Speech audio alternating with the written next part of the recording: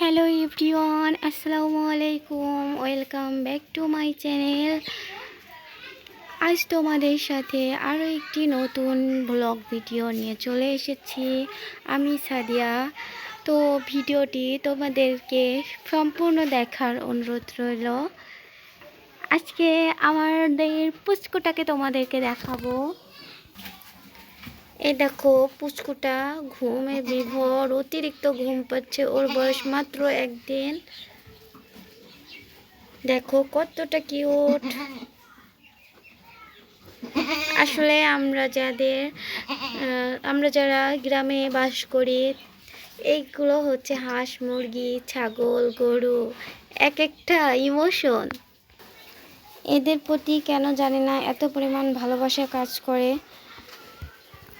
আসলে তোমরা যারা গ্রামে বাস করো তারাই বোঝো এগুলা। অযথা বসে সময় নষ্ট না করে যদি আমরা 5টা হাঁস, 5টা মুরগি, 2টো ছাগল এভাবে পুষি, তাহলে আমরা নিশ্চিত আমাদের হাত খরচের টাকাটা আর্ন করতে পারবো। আমরা যদি অযথা ঘরে বসে থাকি তাহলে বাইরের কেউ এসে 2 টাকা হাতে ধরিয়ে বলবে না যে এটা তুমি খরচ করো, তাই না? তাই নিজের পথ নিজেই তৈরি করে নিতে হয়। এবারে আমাদের গাছে অনেক আম ধরেছে। দেখো, এই দেখো, এটা আমাদের ছাদে ওঠার সিঁড়ি। এখানে পেয়ারা গাছ আছে, অনেক পেয়ারা ধরেছে।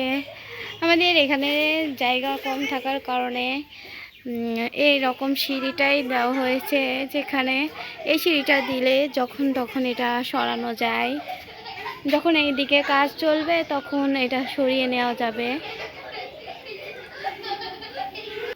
সকাল থেকে কাজ শুরু করি কিন্তু কাজই শেষ হয় না। এই দেখো, এখানে মুড়ি আছে। তো আমার হাঁসের বাচ্চা উঠাইছে 6টা। তো ওদেরকে খাইতে দিতে হবে। ওদের বয়স মাত্র 2 দিন। তো এখন এই মুড়িটাকে আমি ভিজাবো। ভিজিয়ে যখন নরম হবে তখন ওদেরকে খেতে দিব। তাছাড়া ছালও দিই। চলো এবার তোমাদেরকে আমার হাঁসের বাচ্চাগুলোকে দেখাই। তার আগে এগুলো একটু ভিজিয়ে রেখে যাই।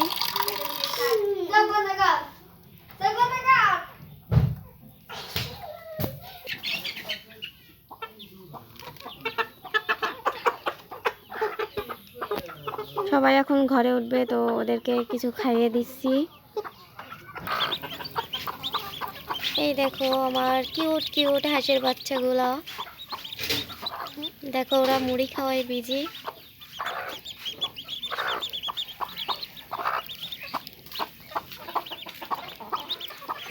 এই দেখো, এইটা আবার সব সময় এর মধ্যে উঠবে।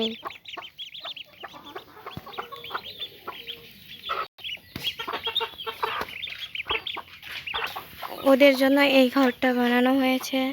এখানে নিচতলায় হাঁসের বাচ্চা রাখা হয়, উপরে আবার মুরগি, তার উপরেও মুরগি। আমাদের এদিকে শিয়ালে প্রচুর পরিমাণে জ্বালায়, যার কারণে মুরগিগুলোকে অল টাইম ধরে রাখা হয়। বেশিরভাগ সময়ই ধরে রাখা হয়।